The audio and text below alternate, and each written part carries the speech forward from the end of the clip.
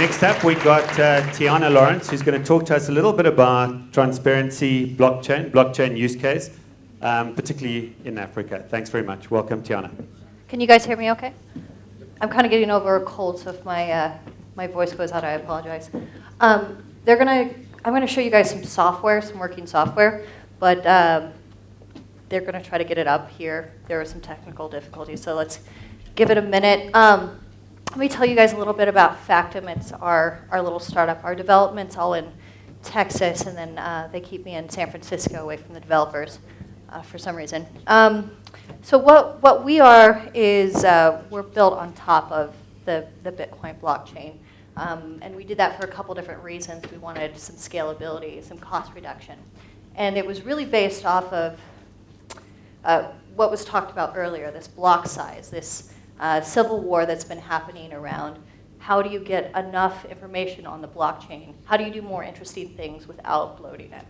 So that was the emphasis that had our developers start working on this project about 18 months ago. We were just a white paper. So we've gone from white paper 18 months ago to an alpha, a beta. We're about to release our second version of our software in probably 3 weeks. It's testing right now. And we're also developing software on top of our open source tech. Anybody can develop there, but we've also built some really interesting software, and that's what I'm going to show you guys later. But I'm also going to share with you guys some of the interesting projects that we've worked on. Most of you guys, if you've seen the Economist article that Marcus had up earlier, that's what we're probably most known for, is our work in Honduras around land title. But since that's kind of an overused story, I wanted to share with you guys some of the more interesting things that we've been building. How's the, it's up? Okay, great. If you can just go to my deck then, because I don't want to do this till later. Okay. So, yes, we've been working on some interesting smart city projects, IoT identity, and some other interesting things. So I'm excited to share with you guys what we've been up to. So again, my name is Tiana Laurence. I'm the CMO and one of the founders of Factom. And you guys, everybody here knows what blockchain is. And probably most of you guys know why it's interesting. For those of you that don't understand, it's the 10,000 nodes spread across the whole world, creating this distributed, immutable ledger. And it brings up this possibility of hack-proof systems and immutable data. I mean, that's basically why we're all in this room, that's the most interesting thing about this project. We kind of got into why it's stuck. It can be quite expensive if you want to do a lot of things on it. The scalability size. And it really comes down to, we have customers come to us and say, hey, we want to put 1 trillion transactions on you a day, but the blockchain can only handle 7 transactions a second. There's just not enough scalability there. How do you fit that massive amount of data just from one customer into something of that size without crashing them? So what we've done is we've built a massive data layer. It's distributed, not 10,000 nodes, it's 32. And we don't use proof of work. Do you guys know what proof of work is? Yes, okay. Our mechanism is called RAF. It's a follow the leader. And every 10 minutes, we use a Merkle tree to squish that all down into 30 random characters, a Merkle root. And we anchor it into the Bitcoin network. And that way, we're able to have the same immutability. We're able to piggyback off the security of Bitcoin, but without having to have the size limitations that you typically have. The other issue is that's the general counsel's face when you talk about Bitcoin. So I spent a lot of time with bankers and insurance companies, and they're like, we don't want to touch the coins. We don't know what it looks like yet. There's too much risk there. So we've done a little song and dance to separate our users from cryptocurrency. That way you can build interesting applications and you never have to touch a cryptocurrency. Now our network does use something called a factoid that allows us to be be able to have the same sort of like immutability that you can have with Bitcoin, but we use another thing called an entry credit that then allows us to separate our users from our crypto. And then since we don't really understand what the landscape is going to look like in the future, we've just built our infrastructure so that it has massive redundancy and massive amounts of, I mean, the thing is, like, there's the debate around, all right, if there's a 51% takeover of Bitcoin, then what does that look like? Is it actually secure? So if you want to be able to address those kind of concerns, you have to be able to anchor into other blockchains. And we don't understand what blockchains those will be. We can guess. So we've just built our architecture to be able to anchor into all the different blockchains. So we have our own distributed network, and then on top of that, we piggyback off the security of other blockchains as well. So the Factom data layer, the big blue stripe up there, open source tech, anybody can develop on top of it. And then we've built some really interesting tools on top of our open source software that allows our customers to do interesting things. The first one up there is called Apollo, and that's an auditing and compliance tool. Or at least that's the way we're thinking about it. It sort of establishes what happened and when. And then Iris is a tool to establish identity. It's who did it. And then after you can establish what happened, when, and who did it, you can start synchronizing systems, and that's what Eros does. And then the last one is Hera, which is the massive, when you have a need for a massive amount of data, you have to have your own,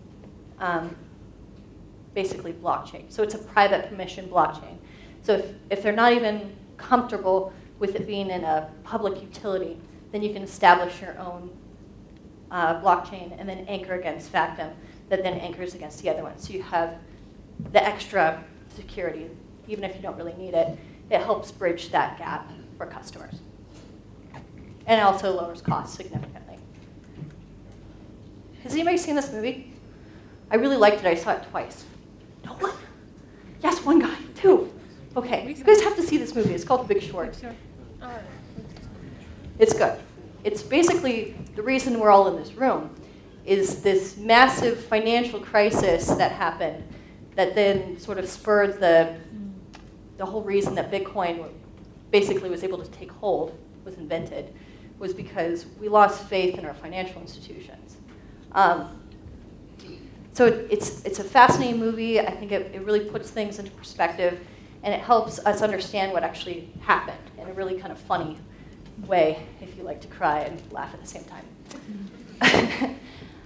So yes, go see it if you haven't seen it.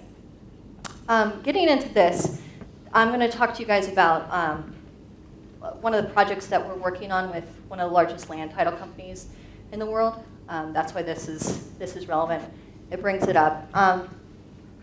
And I'm going to talk about it from the perspective of what's possible for Western countries, and then I'm going to try to relate it back to what's possible for developing countries. Because I think the question around what's possible when we can do these different things in developing countries, the impact in the West is we make more money faster, but in developing countries, we're going to be able to, it's going to be revolutionary instead of just the incremental progression. So because of the financial crisis, it used to be that, I'm going to talk about mortgages. Just FYI, the movie's about mortgages. Mortgages used to transfer very, very quickly. I was part of that industry. I worked for a real estate development company at that time in my early 20s. And you would sell a loan and it would just go to the next bank very quickly. And then after the mortgage crisis, new legislation here in the States called Dodd-Frank was put in place. And it took something that was a fairly liquid asset and made it a very unliquid asset. At a minimum 45 days, because you have to do very redundant compliance. Who did it? Did they have the assets? And all the documentation. So the first bank does it, and then when it transfers to the next bank, they have to go through all that compliance again. Now, anecdotally, I've had conversations with small banks where they said, okay, pre-financial crisis, our compliance cost us 30 grand a year. Small bank, 30 grand, not a lot of money. But after the crisis, it started to cost around $700,000 to do compliance per year. So for them, they've seen massive amounts of cost increases because of how long it takes them to do their compliance and all the regulations that they have to fulfill. So large banks also have the same sort of problems. So this is kind of what it looks like. You have all your underwriting events in the States. That's verification of income, assets. We have something called a FICO score, what your credit history is. And then you have the title itself. So it's attached to a piece of property. Has that property changed properly? Are there any liens against it? All this different pieces of paper. There's about 1,000 pieces of paper involved in each mortgage. And you have to make sure that they're all there. And these are also basically living documents, because as that asset changes over time, whether or not that person made their payment or didn't make their payment, or if they went to foreclosure proceedings, these things are changing over time. And they each get bundled into their own little packet of data. And what's really interesting with something that's built on Factom or a lot of these other blockchains is you can start to prove the negative. You can prove what's actually not there.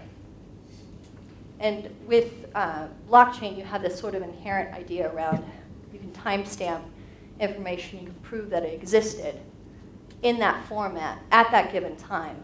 And you don't have to go back and recheck to see whether or not you have all those documents in a physical form, because you can prove its existence back in time. And you can also prove whether or not something is missing. And you can also have that real-time information on it, whether or not those payments are made or not made, or if there's anything else coming up on that property. So when you can do that, you can start moving them between banks again. BlackRock and PIMCO are large banks that move these mortgages. They buy them from each other. So you just take it off of its, like the green line is for BlackRock, and that represents basically a chain of identity. And you can move it off one chain and put it on the other chain for BlackRock or PIMCO. So in the States, that means bankers get to make more money. This is something that we're building right now, and hopefully soon this will be rolling out. So they basically get to take something that's an illiquid asset and make it liquid, and they get to move it faster. That means they get to make more money. They get to spend less in compliance, so they get to save some money too. So when I was thinking about this for the developing world, I spent a lot of my career in Argentina. Argentina has one of the, excuse my French, one of the shittiest economies. It sucks. Like, I ended up moving away from there because I couldn't make any of my businesses down there work. It was so corrupt. Everything was a mess. And one of the other things was I saw people working really, really hard, but they couldn't ever get ahead. And so when I dug into it, I found out, hey, you can't really get a mortgage on a property. You know, who cares that the average person down there is making like 10 grand a year? Like, that's middle income, 10 grand a year. But your property prices are still hundreds of thousands of dollars. So how does somebody that only makes $10,000 a year ever afford to buy a property? And you can't even get a mortgage on a property unless it's about 18% if you can get one. That's like a credit card. It's unsecured. Why do they think it's unsecured? It's because they can't prove, like, there's so much fraud that you can't prove the changing of property properly. And this is something that's very pervasive in the developing world, is that there's this lack of trust. In Western society, we have this whole culture around innate trust in one another. And then if you mess with us, then we're like, hey, that's not cool. And we have legal systems that fix that. But in the developing world, it's sort of the opposite. You don't innately trust people. You innately distrust them. And then over time, you trust them. So something of this nature, having the ability to have a transparent mortgage, allows you to then take all these dead assets, all these things that you can't get mortgages against, and pull those resources, liquefy them, and allow the average individual, these homeowners, to then pull out the hundreds of thousands of dollars that are dead, that they can't move. They can reinvest in their economy, their businesses, It just starts moving things. And I think that is a lot more revolutionary than large financial institutions becoming more efficient in the States or Western culture. So that's why I'm excited about this project. I think it has a large impact in our world, and I hope that we get to see that soon. But of course, this is new technology, and as I said before, it barely existed 18 months ago. So it'll be a few years. All right. Now this is a brand new project. Full disclosure, we've only been working on this one for about since December. And it's with one of the large US government agencies. And it's to establish identity for things like your IoT devices. Now, in the context of what this could be for the developing world is, if you can establish identity for a thing, then you can establish identity for a person. And I know one of the major problems in the developing world is human trafficking. And part of the problem of human trafficking is you can't establish identity of a person. Or if it's a war-torn country, all of a sudden, everything that you had established, your passport, your school record, all these different things no longer count because there's no central authority anymore that is issuing that or can verify against it. Because that's typically how we currently establish identity and authority is a trusted figure called a certificate authority issues a certificate of authority. And that works in a lot of different contexts, but just bear with me as I try to explain this whole other way of establishing identity through what I like to call a distributed network of authority. So it's instead of a central place, it's now spread all over the place. And the impact is that the identity then belongs to the thing or possibly the person. Now, this project is for things like iPhones and other smart devices, self-driving cars. So I'm going to kind of dig into this a little bit, and if it's too technical, we can ask some questions. But it's a brand new project. It's only a few weeks old. So the basic idea is you have an IoT device, and it sends data into the Factom layer on its own chain. And that chain then establishes identity. So as it sends data, it builds identity. And you can do this for all the different kinds of devices. They all emit some kind of data. And they each can have their own chain. And the really interesting thing is that it can be really lightweight. With the Factom system, you don't have to. With Bitcoin, you have to download the whole bit of Bitcoin to prove its existence. Yeah. With Factom, you just have to download its own chain. You don't have to download the whole thing. So it makes it really lightweight. It makes it possible to do it for IoT devices. And this other idea about time. This is the first time that you can really establish time in identity. What you could tell before is you have a passport in front of you. You couldn't really tell when that passport was issued. It could have a date on it, but how do you actually know for sure? It's a great way to have fraud is you can just whip up a new passport and you can't really prove whether or not it existed in the past. But I want you to start thinking about you can prove identity over time, immutably, irrefutably. So in this context, as a sensor, let's call it, is saying, okay, it's 50 degrees today, and it was 50 degrees yesterday, you start to build identity. And the longer it emits this data, the more secure that identity is, because you can tell that it's existed in time a long time. Now, the other part about this is privacy. How do you keep the private data private? Say it's my smartphone. Do I really want my geolocation broadcast publicly on a public utility? Probably not. So how do you deal with that aspect? So data lives on the phone. That data is hashed. Does everybody know what a hash is? A few people. Okay, so a hash is basically a piece of data, and I like to think it of my head, because I'm not an engineer. It explodes. And you get 32 random characters that represent that data. And it's sort of like encryption, except for with encryption you can derive the original data. But with a hash, it's one way. You can always prove that the data was there, but you can't ever rederive that from the hash. Even with quantum computing, it's impossible. You can't do it. So it makes data really, really secure and future-proof. So once again, if you can establish what happened when and who did it, you can start synchronizing systems. So my smartphone can then talk to my smart car and start sharing that information directly without having to go through a central authority. The next project I'm going to talk to you about is our smart city project with a company called iSoftStone, and we're going to be building out the software to run 80 smart cities in China. And China has a big initiative to do smart cities. It's sort of the new popular thing, especially with economies that have a lot of large populations that are migrating into cities, and they get to basically take the newest technology and build it into these new cities that just kind of like come up overnight. It's really amazing. In the West, we have cities that are 1,000 years old. Like, they're not going to rebuild that infrastructure. They'll try to upgrade it, but with these kind of cities, they can do whatever they want. They can use the newest technology and leapfrog us in how they do their development.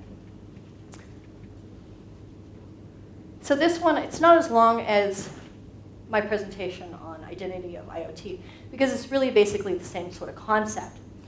Back to this, though, of why it's important. Getting back to that whole concept around initial trust. In Western culture, we initially trust one another. And in developing countries, they don't trust each other, even at the government level. So Beijing doesn't trust the data from Shanghai, vice versa. So how do they start syncing systems and working cooperatively if they don't trust the data coming from their sensors? But they have an initiative to do this. And I think, I might be wrong, this is just my opinion, but I think that the only way to actually do this is through blockchain technology. And Factom just has a really interesting solution to do massive amounts of data at a very, very low cost. So again, you got pollution monitors having their own chain of identity, and any other kind of like traffic data and things like that, and each run their own identity chain within the Factom data layer. And then over time, as that data is accumulated, it just accumulates against that data chain. And then two different devices can then start syncing together. So it's basically the same sort of concept, but then it allows smart cities to start cooperating in places where you don't have that initial trust. I have some software to show you guys, because I think it's really interesting to sit up here and kind of like to talk about this, but it might be cool to actually see something in motion and working. There's been some technical difficulties, so I hope this actually works. I don't want definitions. I want escape.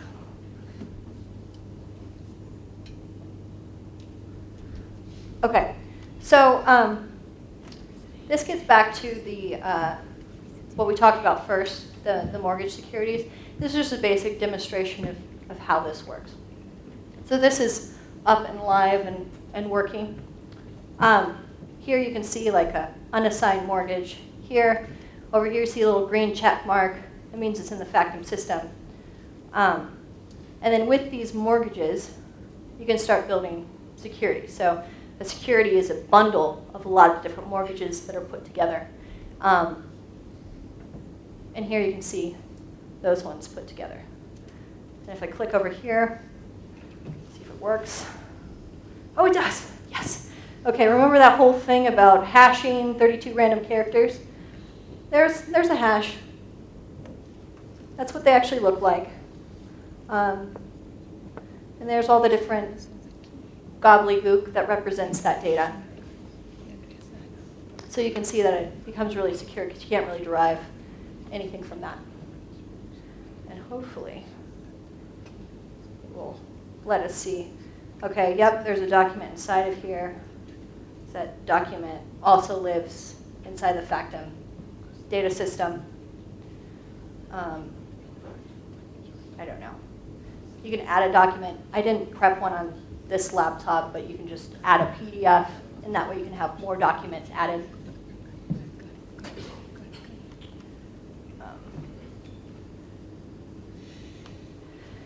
So that's basically how it is. You can build a mortgage, you can add these different documents to it, you can update it over time. So it's just like software, but then all of a sudden you give it a blockchain backend, and that software becomes immutable. It becomes something that you can trust over time, and it dramatically reduces the cost of compliance, but it doesn't look that much different than what is already being used, which is kind of cool. I think that's one of the things that you have a large hurdle with new technology is how do you get adoption? One, you've got to have something that's 10x. It has to be 10 times better than what's currently available. Otherwise, the hurdle of adopting that technology just isn't there. So I think with blockchain, it is, as long as it's easy to use. Because the thing is, like, the people that are working on this right now are core developers. They're really, really high-end engineers. Half the time, I don't understand what they're saying. I make them repeat it to me.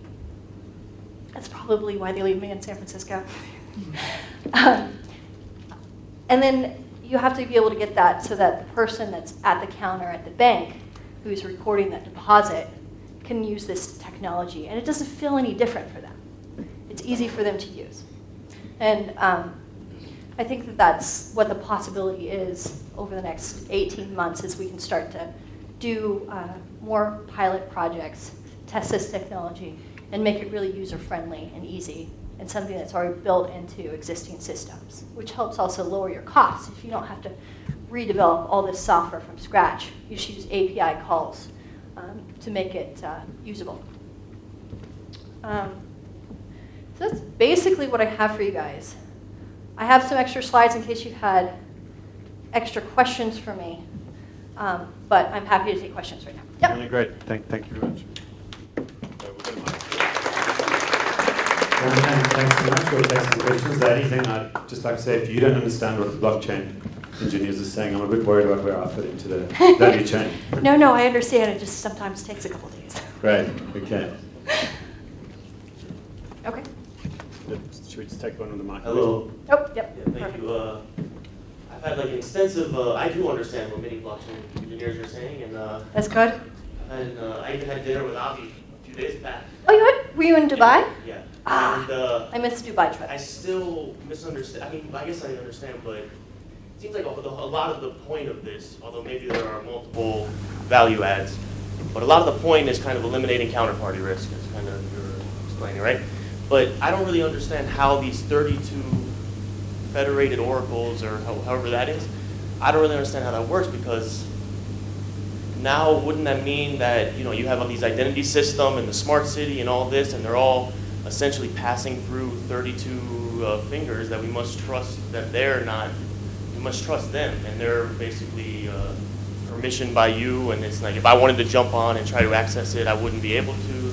So can you explain how that works and how mathematically it's secure and trustless and eliminates counterparty risk? Give me a second. I have a slide on that. It's great. I usually don't get that question. Let's see here.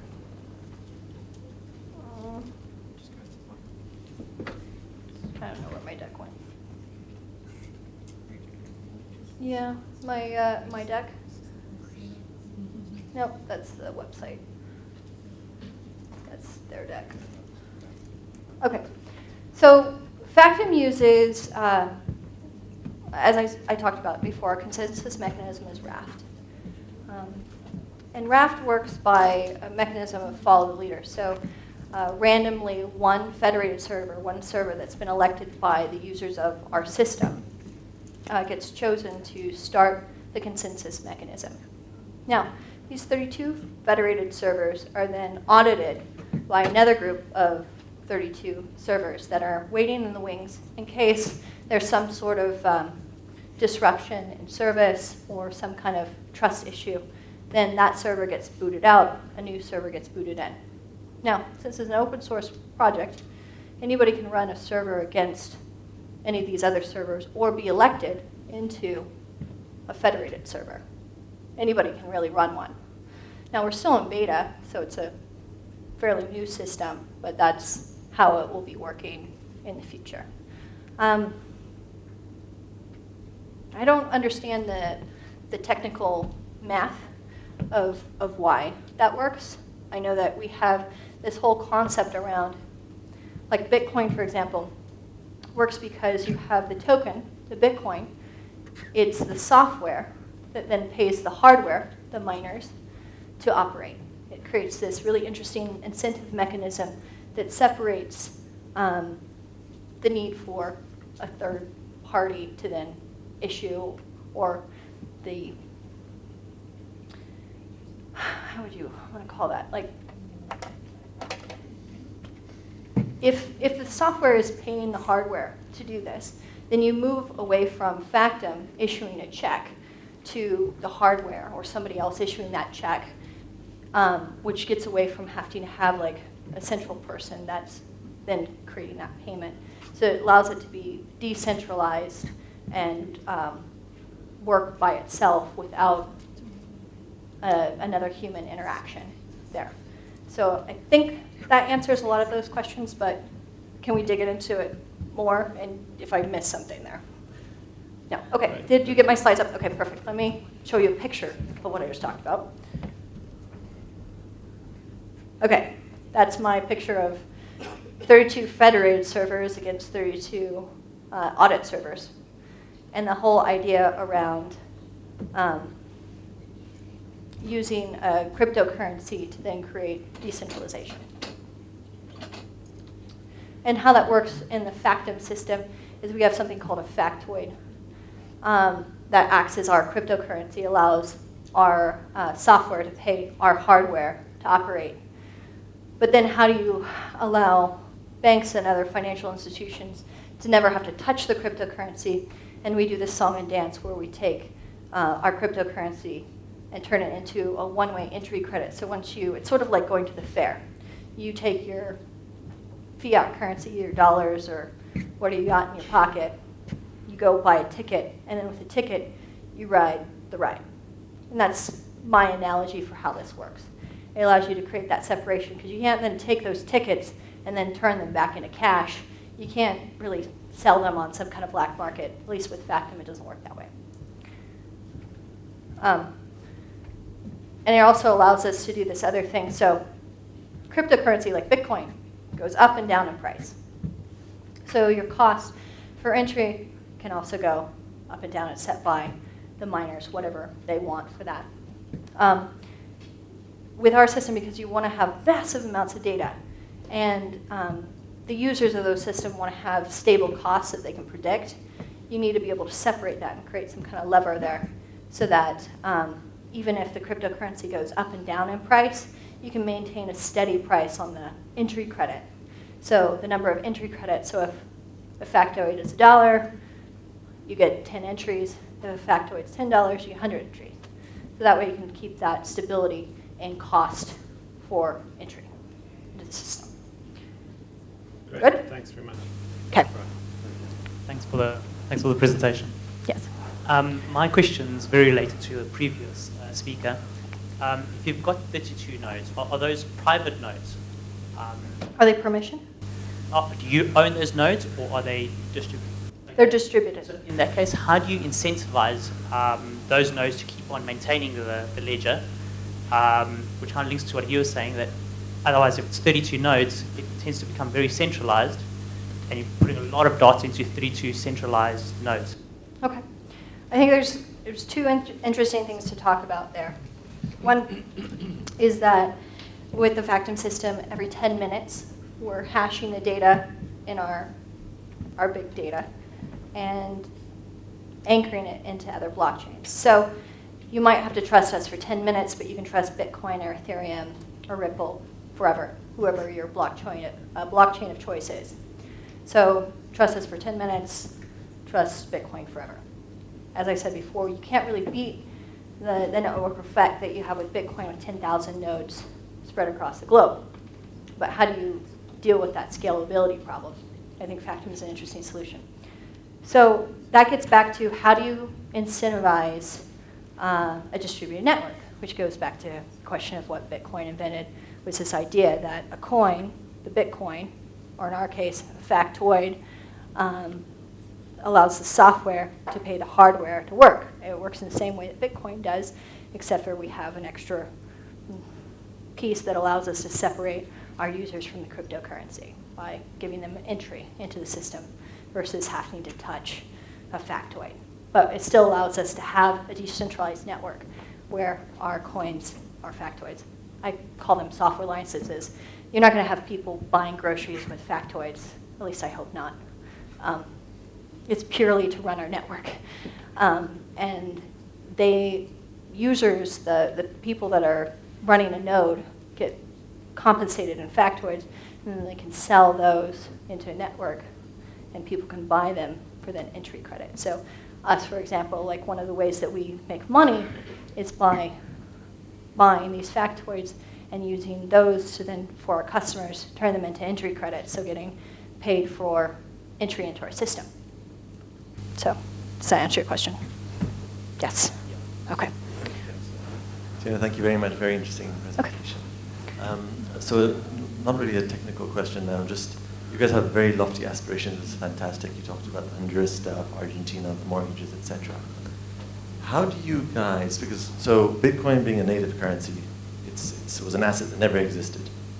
But now with assets that currently exist that you're issuing onto a blockchain, how do you guys kind of maneuver that political landscape where someone that has the ultimate ledger of truth right now needs to relinquish that ledger of truth to something else, which is the blockchain?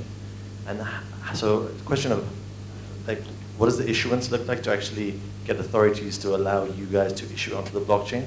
And how has that process been, and what learnings have you kind of obtained in that process? Okay, great question. Working with governments is very, very difficult. It takes a very, very, very long time. And you also have very strong NDAs that don't allow you to talk about all the interesting things that happen. So then that opens you up to the very fun thing that I get to deal with on a daily basis, which is trolls, which like to say nothing's happening, even though you're like, so much is happening. We just can't talk about it. You're such a jerk, and I know who you are. So with that caveat, like we have massive contracts that take 6 months to negotiate and 50 grand from our $600 an hour lawyers. Like that then allows us to engage with corporations, because then they're like, okay, let's try this, but let's try this in some kind of like sandbox, some kind of like isolated thing that lets us test whether or not we can make money off of it. So it takes a long time, it takes a lot of money, it's very frustrating, there's lots of back and forth, there's a little bit of political wrangling. It's getting the right people involved. Let's just say in a couple weeks, we'll have some interesting announcements at the World Bank Conference. So stay posted for that. But I'm not really allowed to say anything else. So check out the World Bank Conference, because Factom will be there. Great, Tiana, thank you very much. We're going to break now for tea.